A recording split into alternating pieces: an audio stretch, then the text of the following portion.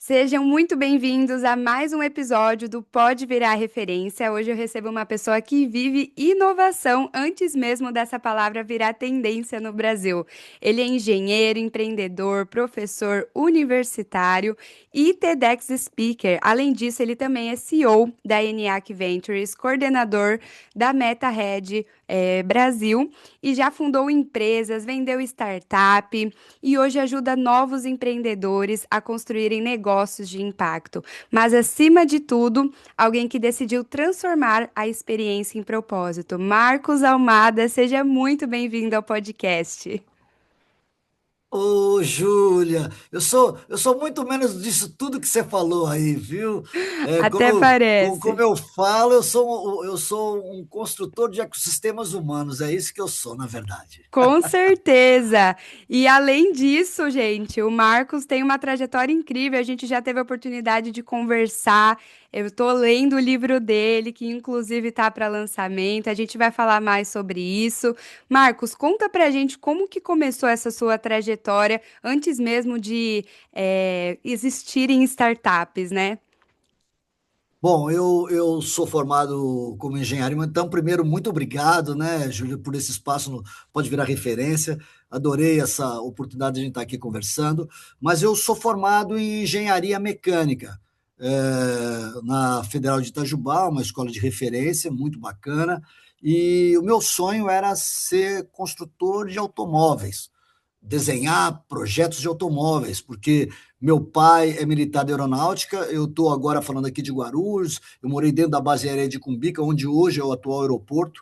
Meu pai era mecânico aviador, eu admirava o que meu pai fazia. Meu irmão mais velho se formou em engenharia, o Flávio Almada, um grande engenheiro, foi o primeiro presidente de concessão no Brasil. O Brasil não tinha concessão, a Ponte Rio-Niterói foi a primeira concessão, o Flávio foi o presidente dela, depois trabalhou em várias outras concessões, na Nova Dutra, foi o presidente do metrô Rio e metrô durante a Copa do Mundo e as Olimpíadas, também engenheiro mecânico, começou na indústria automobilística, ou seja, eu tinha do meu pai, do meu irmão mais velho, que é 11 anos mais velho que eu, essas referências, e aí eu falei, pô, quero fazer engenharia mecânica também, e queria trabalhar na Volkswagen, fui trabalhar na Volkswagen, meu primeiro emprego, na engenharia da Volkswagen lá, então eu pude entender que a indústria brasileira ela trazia tudo de fora.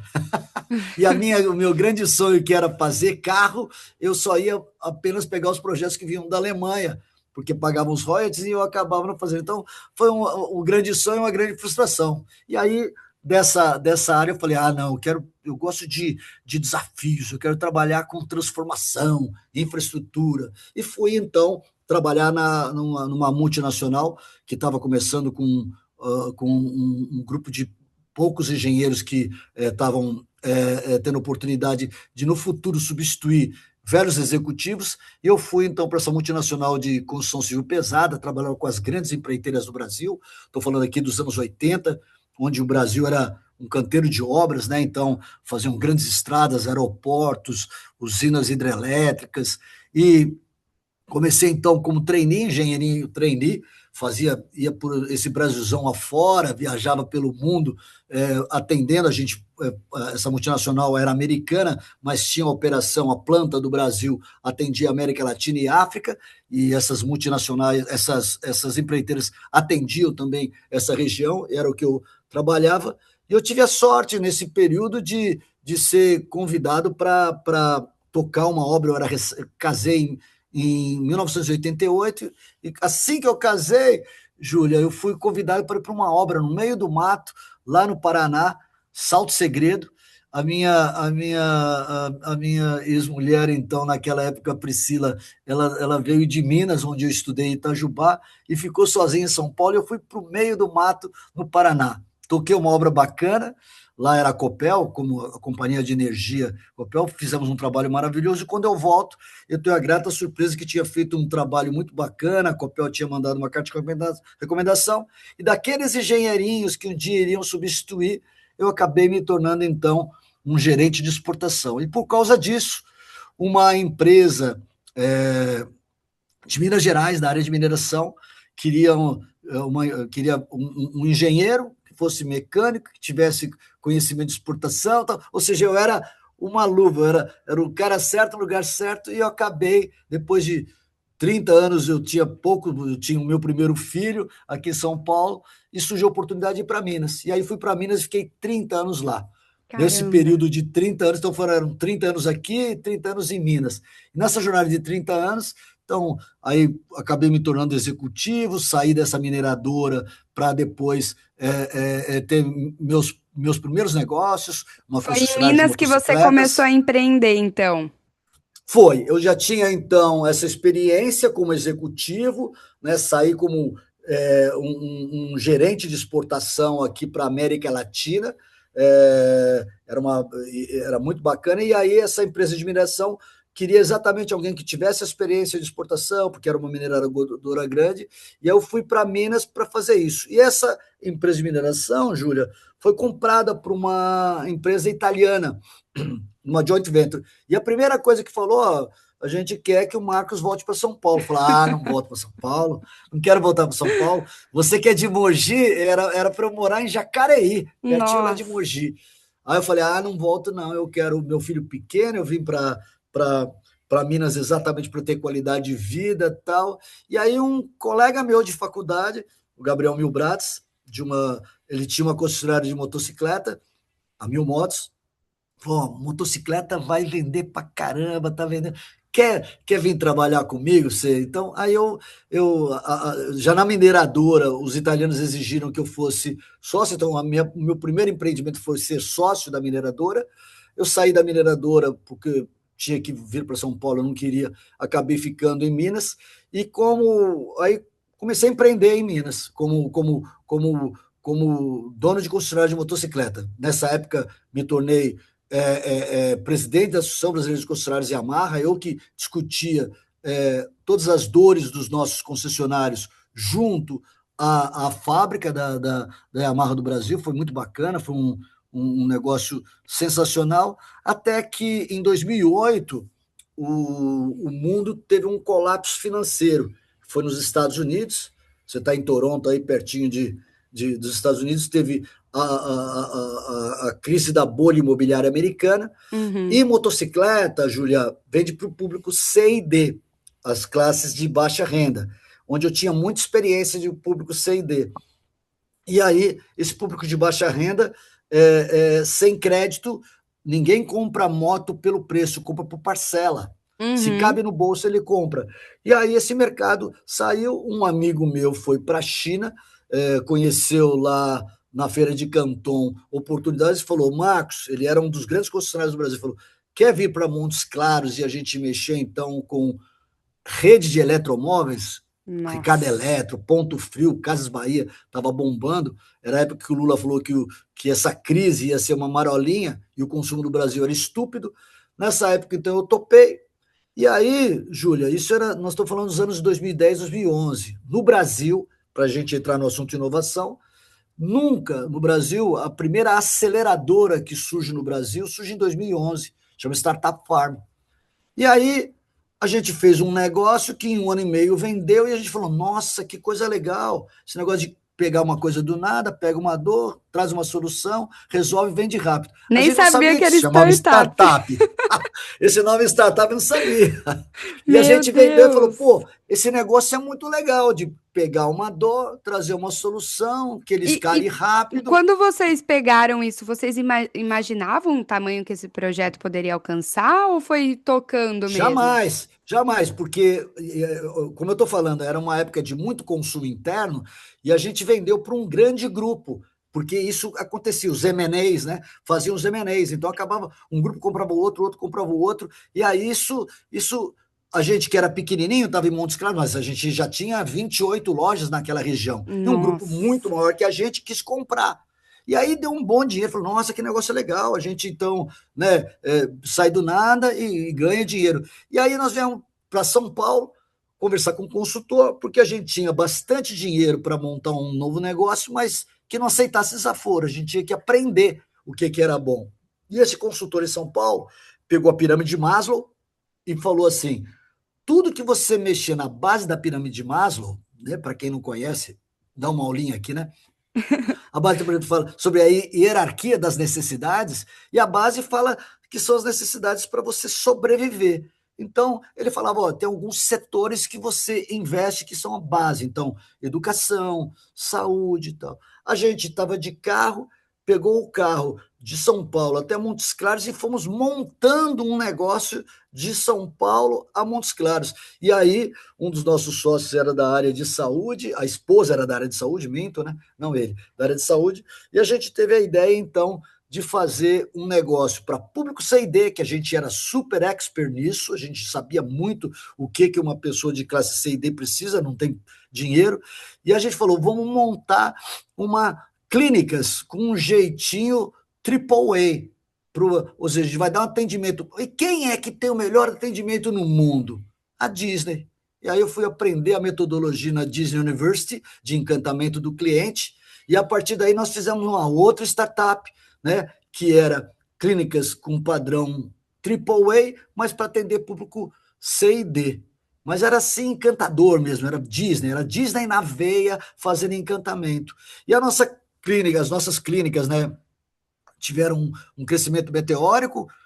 No final de 2017 já eram 130, mais de 130 clínicas no Caramba. Brasil, e um fundo de investimento então se interessou.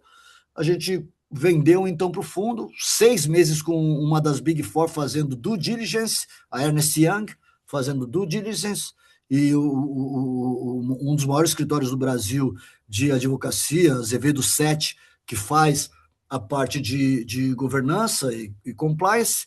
E aí, a gente, em junho de 2018, durante a Copa do Mundo, nem gosto de ficar falando de Copa, mais uma Copa perdida no Brasil naquela época, faz o signing desse negócio. Eu saio, então, da operação, fico por 6 meses só, participando da parte mais ainda da universidade, e aí a gente assina, no final de dezembro de 2018, o No Compete, onde a gente não pode investir mais ou mexer mais nada relacionado com aquilo. Então, eu assinei o No Compete, que eu não podia durante 5 anos. Em 31 de dezembro de 2018 até 31 de dezembro de 2023, não podia mexer com franquias e nem também com saúde. Aí eu fui trabalhar com consultoria, o fundo Foi mesmo se pediu para reinventar, me né? ajudar. Aí eu falei, agora eu estou aposentado e o fundo então me convida para eu ajudar a uma coisa que era uma tal de ficar buscando coisas como a gente, identificar Entendi. startups para ser investidas e tudo mais. E nessa Até época, como que foi para você ir se renovando, Marcos? Porque você falou que foi fazer essa experiência da Disney, entender como que é encantar pessoas. Você sempre gostou de estudar, entender sobre as pessoas? O que que você vê que é mais importante para um empreendedor, para ó, um fundador ali, ter de skills, né? Os soft skills que a gente chama. eu tenho uma particularidade muito interessante. Eu tardiamente fui identificado, laudado como autista. Então, eu, desde pequenininho, eu era autista, mas não sabia que era hiperfocado, né? Eu era aquele menino que sentava na primeira carteira e tal, não é porque eu era CDF, então era esse hiperfoco meu. Então, eu sempre fui muito estudioso, porque eu me dedicava ao estudo. Perdi minha mãe muito cedo, por várias dores, e isso me fez ser mais focado ainda profissionalmente. Eu era hiperfocado, então, um cara hiper dedicado, workaholic e tudo mais. Então, uma das coisas que respondendo a sua pergunta, né, eu acho que o foco é uma coisa importante. Não precisa ser hiperfoco como eu, mas é uma coisa que faz uma diferença muito grande, você ter foco. É, é, Entre as startups aí que eu conheço, nesse mundo que eu vivo já há cerca de 15 anos, né, tem o Israel Salmen, lá de Governador Valadares, que ele é o cara que traz para o Brasil a questão do cashback, é super legal, e ele fala muito sobre isso, que que a Melius, quando ele fundou a Melius, né, foi a primeira startup brasileira a abrir um IPO nos Estados Unidos. E super mérito do Israel Solmen, mas ele falou que ele quase quebrou, ele conta no livro dele que ele quase quebra. E é super legal, Israel é de casa, né? Ele foi lá no Galpão 205, onde nós tivemos um hub de inovação ligado a impacto social, e ele conta exatamente que também ele, na época da Melius, em 2010, o Brasil não tinha aceleradora, que ele teve que ir para o Chile, depois para os Estados Unidos. Olha como essas histórias casam, né? E o Israel fala de foco, fala, ó, eu quase quebrei porque eu quis começar a mexer com isso, com aquilo, e aí eu foquei. E aí depois isso faz a diferença. Então, foco é uma das coisas que o empreendedor precisa ter. Agora, eu acredito e continuo acreditando por estudar muito que o lifelong learning é fundamental. Não importa a carreira que você escolher. Você escolhe jornalismo, você escolhe engenharia, você escolhe medicina. Eu dou aula aqui no ENIAC para medicina, né? E sou engenheiro, dou aula de empreendedorismo. Então, acho que tem que estudar o tempo todo. Então, estudar é uma questão de pesquisa, ciência, tecnologia e inovação. Quem está no mundo da inovação tem que estar ligado à ciência, à tecnologia e inovação. E ciência significa pesquisar. Pesquisar não é questão de ter curiosidade. Então, um bom empreendedor, principalmente da área de inovação, ele tem que ser curioso, ele tem que estar incomodado. Eu acho que isso que importa. Quando você se sente incomodado com o status quo, isso faz você se transformar, buscar soluções. E tem uma coisa, Júlia, que eu gosto muito, eu leio muito, meu livro fala que eu sou um leitor muito assim. A leitura é onde me traz o repertório. O Murilo Gun fala muito isso, né? Que você deve não ler só aquilo que você gosta, você deve ler de tudo, porque você aumenta o repertório, aquele como ele fala, né? Você tem uma capacidade de, quando desafiado tem um problema, ter mais soluções, porque quanto maior o repertório você tem. E tem um livro sensacional, para quem estiver nos ouvindo, vale a pena anotar. Vou até falar, eu falo muito rápido, vou falar até devagar para dar tempo do pessoal anotar, senão depois assiste a gravação, né, Júlia? Chama O Sucesso Está no Equilíbrio, Robert Wong. É um chinês que estudou nos Estados Unidos, se naturalizou brasileiro, virou headhunter, ele tem vários livros, e esse livro ele fala muito legal, ele cita que Shakespeare, em Hamlet, do famoso to be or not to be, that's the question. Aqui no Brasil, a gente traduziu como ser ou não ser, eis a questão. E ele fala, foi errada essa tradução. A tradução deveria ser ou estar, todo mundo sabe o verbo to be, ser ou estar, eis a questão. E aí ele explica por que disso. Porque o ser e o estar, eu vou dar o meu próprio exemplo. Então eu falo que eu sou professor e eu estou empresário. O estar empresário é porque eu percebi que o professor não recebia bem e que eu precisava. Mas a vida inteira eu lecionei, a vida inteira, sempre que eu pude, por prazer. Eu achava nessa. E até que quando eu leio o livro do Robert Wong, eu entendo o que é o ser. O ser ele fala que tem a ver com vocare, que do latim, né, vocação significa o chamado de Deus. E aí, tudo isso eu estou falando porque vem a questão do propósito. Quando, num estágio da vida, eu tenho hoje mais de 60 anos, eu posso me dar ao prazer e ao luxo de fazer aquilo que eu tenho vontade. Mas a sua geração, Júlia, as gerações que estão vindo, por incrível que pareça, às vezes não tem ainda a sua plenitude financeira, mas já busca propósito. Uhum. Então, é muito legal. Isso é porque o planeta, o universo, ele está evoluindo, né? Então, as gerações que vêm são cada vez melhores. Eu acredito muito sim, eu sou muito otimista. Eu acho que o mundo só melhora. Ah, mas está tendo guerra, está tendo aquilo. Mas não, a população, a humanidade cada vez mais se indigna com as coisas erradas, né? Busca ser mais inclusiva. Então, enfim, de E passados e antepassados.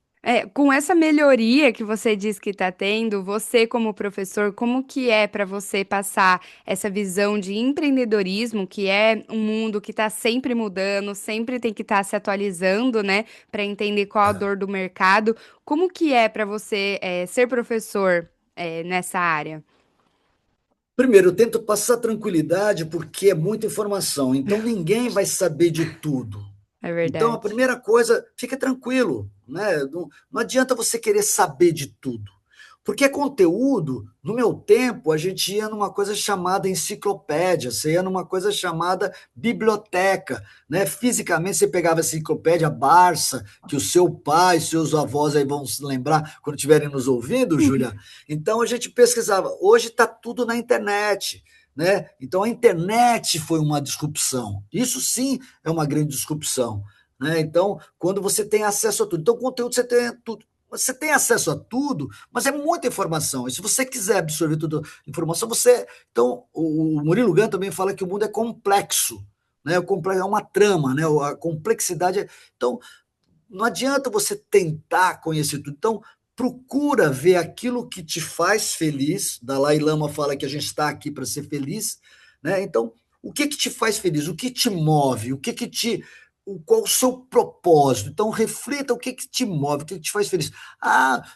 Alguém fala assim: eu adoro fisioterapia. Não, isso não dá dinheiro. Esquece, não dá dinheiro, porque às vezes, se você for um grande fisioterapeuta, você vai ser o fisioterapeuta de um grande atleta, e vai ganhar muito dinheiro, porque você é muito bom naquilo que você faz, você se realiza naquilo, o seu vocário, o seu chamado de Deus. Então, explicando o que você perguntou, né? Eu acho a primeira coisa é que eu peço para ter tranquilidade, absurdo, porque a velocidade da informação é muito rápida. Quando você menos. Eu dominei um determinado programa, ele já evoluiu, já ficou até obsoleto. Então, calma, a Então você inteligência não. artificial. Pode falar. Não, a inteligência artificial está aí para te ajudar. Vai ser uma É. ferramenta que vai te ajudar a essa corrida. Então, conteúdo eu busco. O que é a inteligência artificial? Ela é burra, ela só funciona se você tiver dados. Passar Ela só inteligência.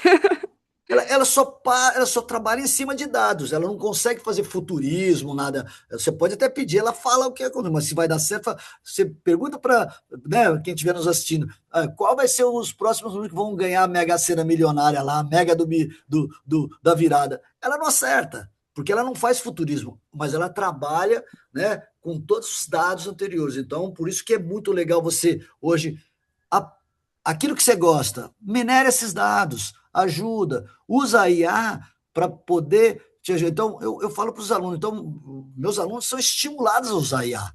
O ENIAC estimula a usar IA, não é proibido, não, pelo contrário, usa muito a IA, mas tem que usar como ferramenta, né? Então, acho que Perfeito. é, é, o que eu falo muito, use a tecnologia a seu favor, fique tranquilo, não, a sua saúde mental é super importante, como o próprio livro do Robert Wong fala, busca o equilíbrio. Então não adianta só você ter conhecimento, ter mas você precisa ter espiritualidade, né? Então tem uma fé, uma crença. É preciso você cuidar do seu corpo, né? Se alimente corretamente e tal. Eu sou um velhinho de 64, mas estou aqui na ativa. Então você perguntou, né? Como é que é se reinventar? Eu acho que é isso. É você a cada momento. A vida é movimento, É né? verdade. A A vida é vida é movimento. movimento. Então você tem que ir se adaptando e se movimentando e fazendo as coisas que te dão prazer. Assim que Que foi a minha legal. vida, né, o tempo todo. Que bacana, Marcos. É super interessante você trazer essa visão de alguém que já viveu ali as turbulências, o equilíbrio, o movimento. E você falou algo muito interessante, né? A vocação que as pessoas têm, seguir ali o que tem no propósito, no coração. Isso. E então, quando a gente fala assim, recomendo que você invista nessa área hoje. Você não tem muito essa visão para as pessoas. Você realmente pergunta mais sobre o que ela tem vocação. Você pensa que é nisso que precisa se seguir? O que que você acha? Pode virar referência, é o nome do nosso podcast. Então, não lembra do Murilo Gun? Repertórios? Eu tenho que abrir a minha cabeça, eu tenho que estar muito Perfeito. aberto para ouvir.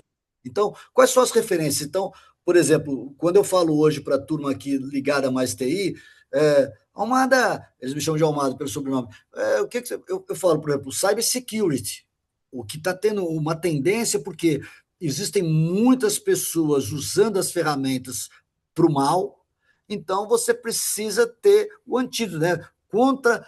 O que é a vacina? Você vai tentar prevenir de um possível mal. Isso que é você vacinar, né? Uhum. Parece que você. Então, tendências são interessantes, você entender tendências. Agora, se eu não gosto nem de TI, o que, que adianta eu falar em, sabe? É Vale para verdade. quem tem o verdadeiro prazer naquilo. Tem, fala assim, nossa, eu quero.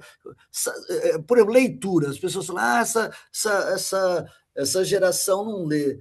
Não lê porque não é orientado a ele buscar o que ele gosta. Se ele gosta de um determinado assunto, ele vai ler. Ele não lê, às vezes, na folha, mas ele lê num Kindle na tela, né? Lê numa Perfeito, tela. sim. Então, mas tudo é interesse.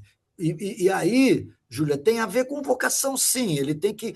Se o jovem puder ser bem orientado, né, você que vai ser mamãe daqui a um tempo, então, desde criança, então, orientar o seu filho, não fazer aquilo que você acha, porque o mundo muda muito rápido. Então, oriente ele ser feliz, ele fazer o que ele tem as habilidades, as soft e as hard skills, né? Perfeito. Aquilo que ele para ele desenvolver o equilíbrio emocional, ele desenvolver as frustrações. A juventude, hoje eu vejo o Bernardinho falando, Bernardinho, quando aquele período que ele ficou aposentado, que ele já tinha conseguido tudo, ele falou, putz, né, vou me aposentar.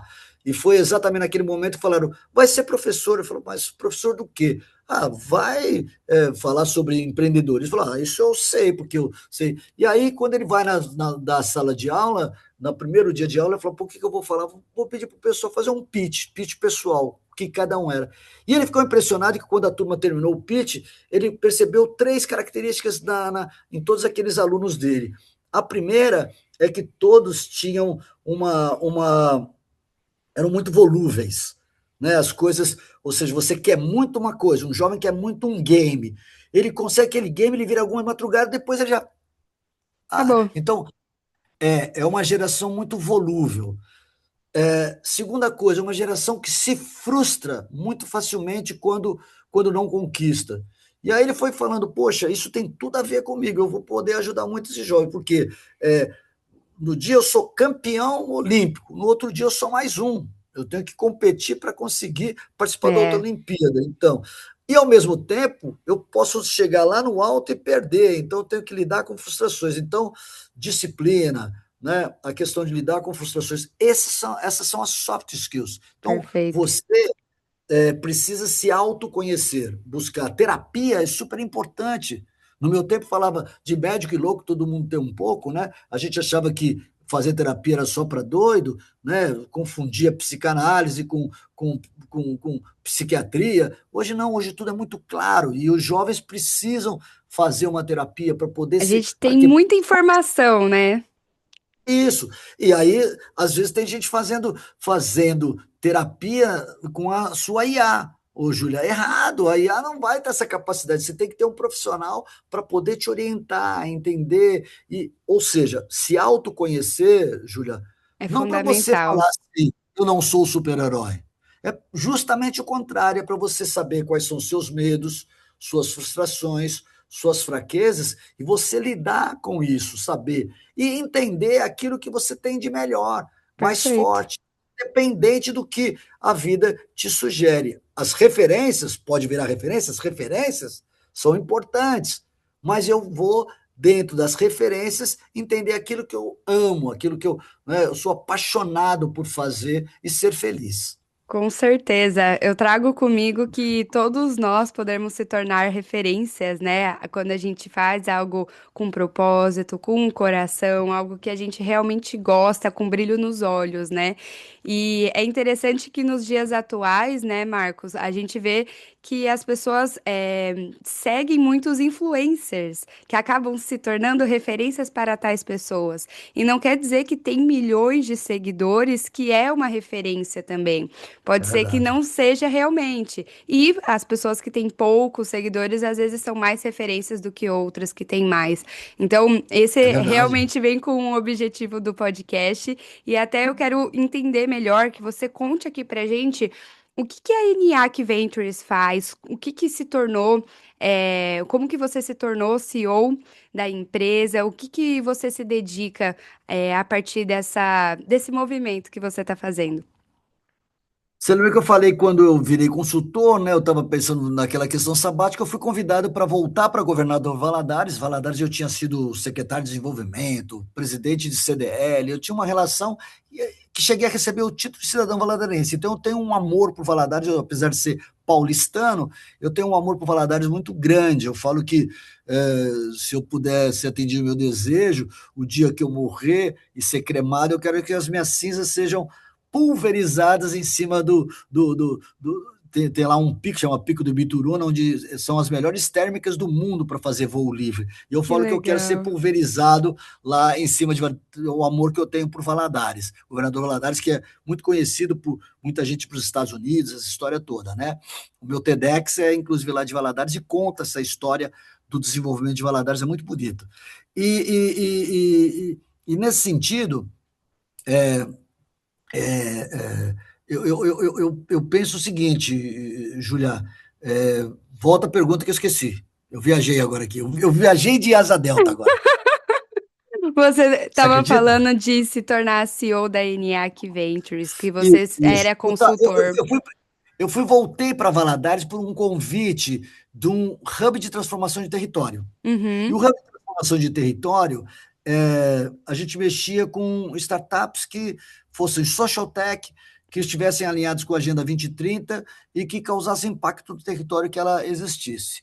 A partir disso, a gente, então, naquela época, fez parte, conheceu a FCJ de Belo Horizonte, que é a maior venture builder da América Latina, e a gente entendeu que tinha que se criar um fundo de investimento para apoiar startups social tech, ainda mais porque elas são muito confundidas com ONGs.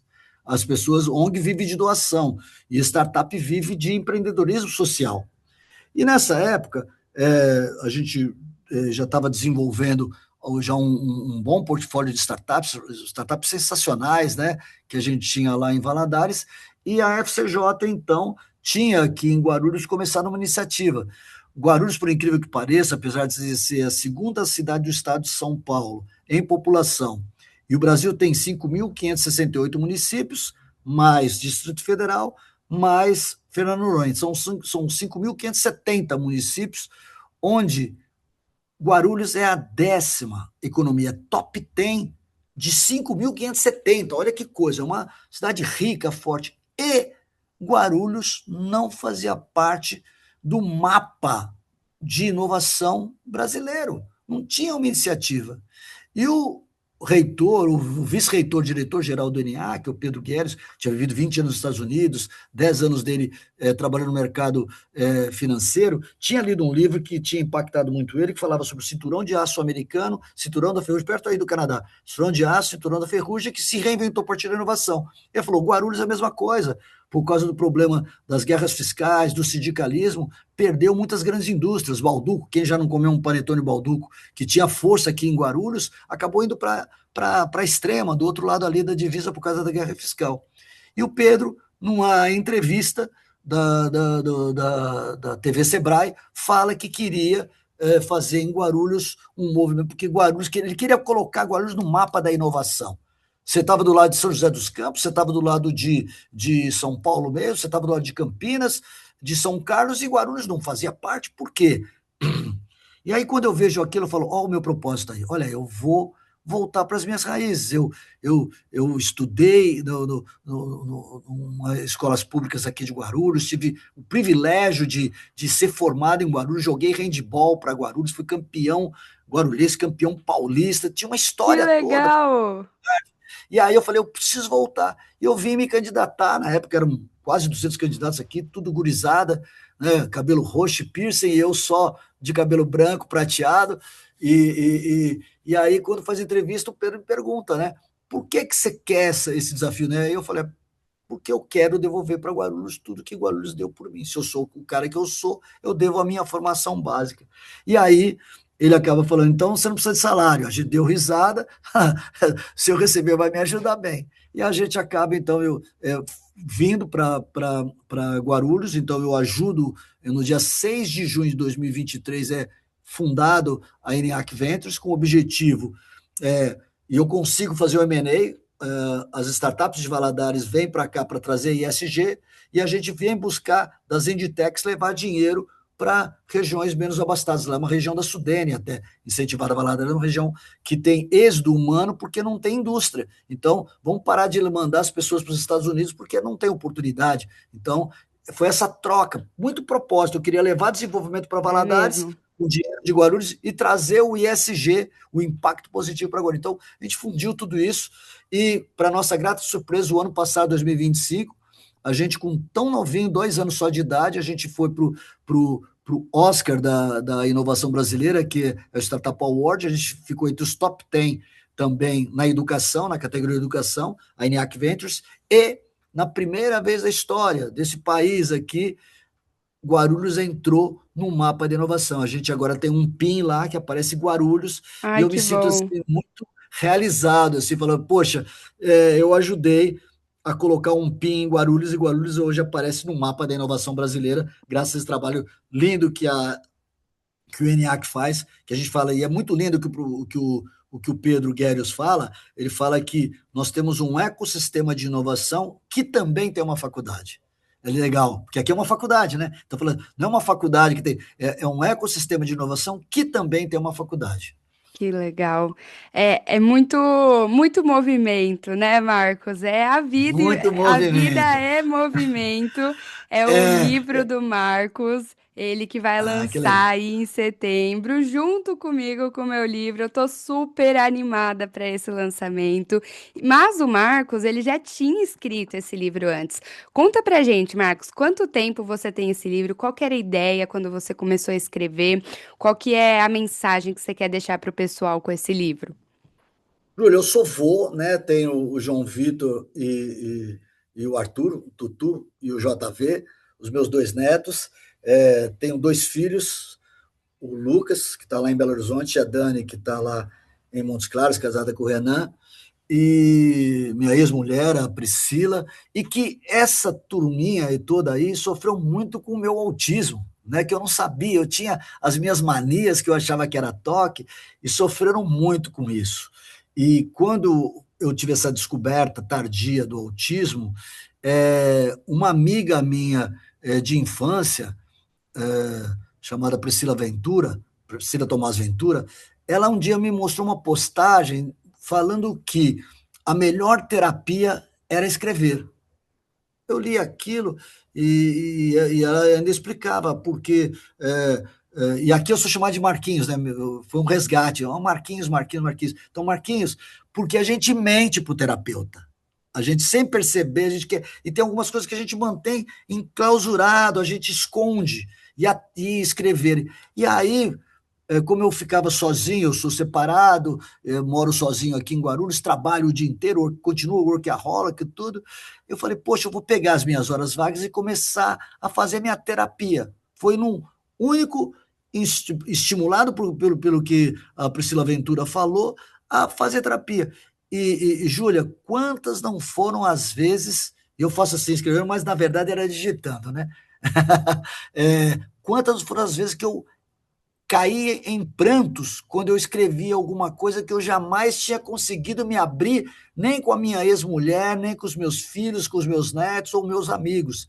Eu tenho Caramba. muitos amigos aqui de infância. Então, eu chorava mesmo, copiosamente, assim, porque. Então, eu falo que a escrita do A Vida é Movimento, que é um livro memorialista, é, é uma cura. Eu fiz uma terapia que me trouxe a cura. Então, muitas frustrações. Então, não é um livro de sucesso, não, pelo contrário, é um livro que escancara meus medos, minhas frustrações, minhas angústias, o luto que eu não fiz. Eu perdi minha mãe muito cedo, era um garoto de 18 para 19 anos, perdi minha mãe, e eu não fiz esse luto. Então, esse livro, eu acho que quando as pessoas folhearem, lerem, vão se identificar muito com essa jornada e vão começar a refletir sobre isso. Então, eu tenho até um cuidado muito grande com a diagramação e a montagem dele, porque eu falo que você tem que respirar.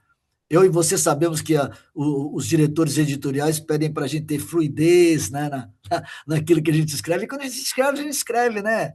E eu jamais, Júlia, jamais, em momento algum, pensei em publicar esse livro. Eu tinha a ideia dele para mim. E aí eu compartilhei com algumas pessoas que eu citei, uma meia dúzia de seis, como eu falo aqui assim. e essas pessoas falaram, nossa, Marquinhos, mas tá incrível. Aí meu irmão Dadá, lá de Valadares, pô, nossa, Marcão, você, que português maravilhoso, que tal. Aí eu falei, pô, eu sempre sei, eu li muito, eu aprendi muito, eu tenho muita experiência, então eu falo, gente, é só porque eu sou velho, tenho muita informação, então. Tem mesmo, tem mesmo. Eu gosto de dizer que as oportunidades elas não aparecem do nada, né? Elas encontram as pessoas que estão preparadas. Então eu fico muito feliz da gente estar Mas você conectado.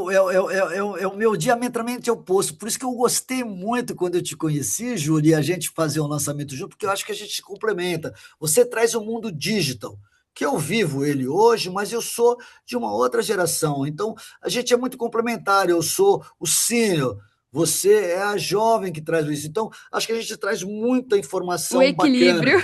bacana. O equilíbrio, o sucesso está no equilíbrio, exatamente isso. E acho que nós dois somos dois bons exemplos para quem estiver nos assistindo.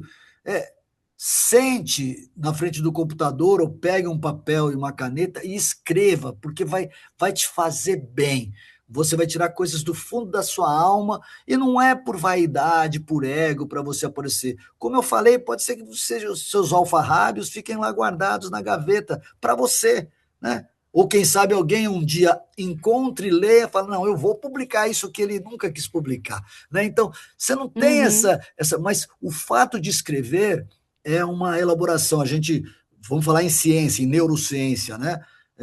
Os neurônios precisam fazer as sinapses, né? E quando você está escrevendo, você está fazendo com que o seu cérebro movimente. Com certeza, é saúde isso. Você trabalhar, né? É saúde. Então, você vai estar se protegendo de um Alzheimer porque você vai estar tão ativo os seus neurônios que não vai ter chance de se estabelecer a questão de um Alzheimer em você. Então, é sobre isso.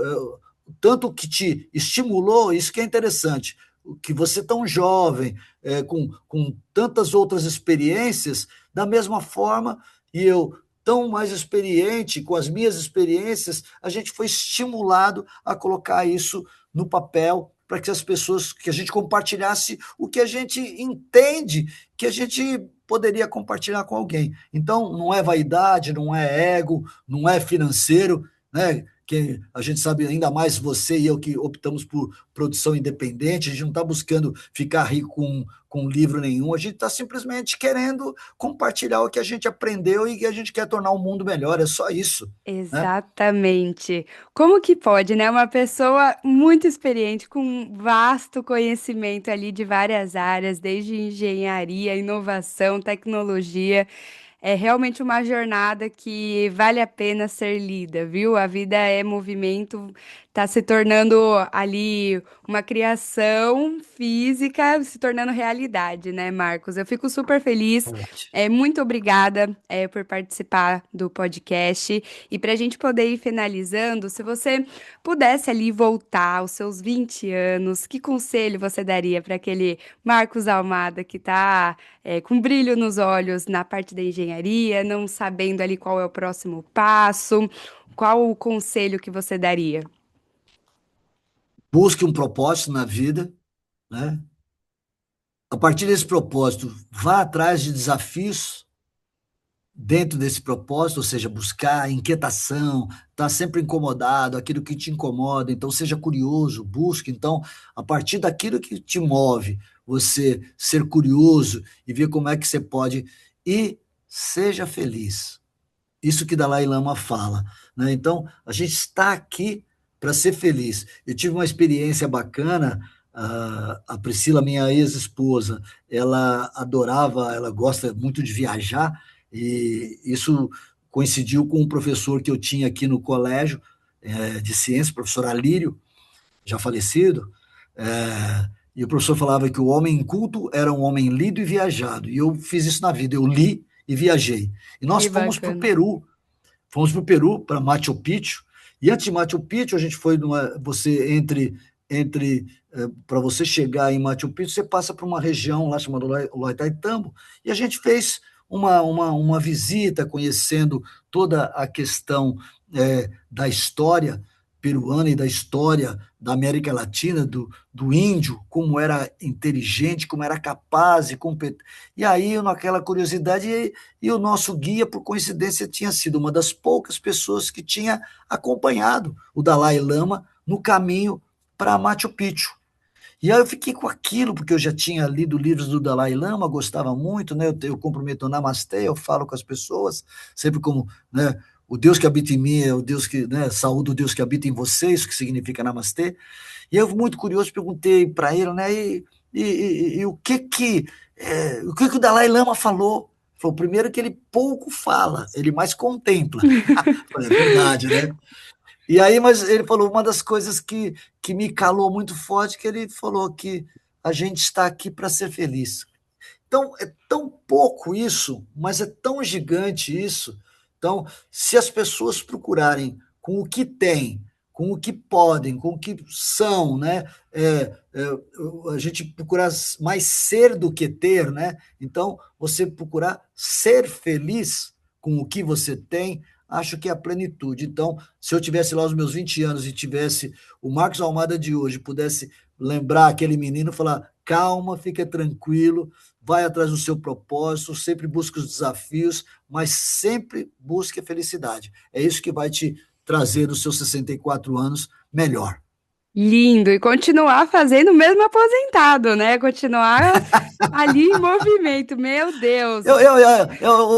Júlia, eu pensava que com 60 anos eu estaria na beira da praia sem fazer nada, e hoje eu falo assim, eu acho que eu cheguei na Você metade ia da minha morrer de vida, tédio, Marcos. como eu vou passar dos 100, então ainda tem muita coisa para fazer. Tá tudo certo. Que bom, Marcos. Eu agradeço demais a sua participação no podcast. A gente vai ter os próximos acontecimentos aí nesse ano, Vamos dar um teaser, principalmente. né? Vamos dar um teaser aí que você vai fazer um podcast comigo quando você vier ao Brasil, Verdade, voltando. Eu já também tá tenho meu marcado. podcast aqui no ENIAC, ENIACcast. Você vai me falar do seu livro, né? E a gente vai fazer essa troca bem legal. E para mim são coisas espirituais, são coisas que eu falo que é o universo que conspira a favor, né? Ter te conhecido foi um presente que Deus me deu, e por causa disso a nossa editora é a mesma, né? Então estamos juntos, vamos fazer lançamentos juntos, vamos fazer tantas Muito coisas juntos. Então, feliz. nada acontece por acaso, realmente é o universo conspirando a favor. É verdade, Marcos. Eu agradeço demais essa conexão que o professor Yogi nos fez. É Realmente verdade, foi agradecer ao ali. Yogi, é verdade. Foi, professor Yogi, grande mentor também. Nossa, fico muito feliz com essa conexão.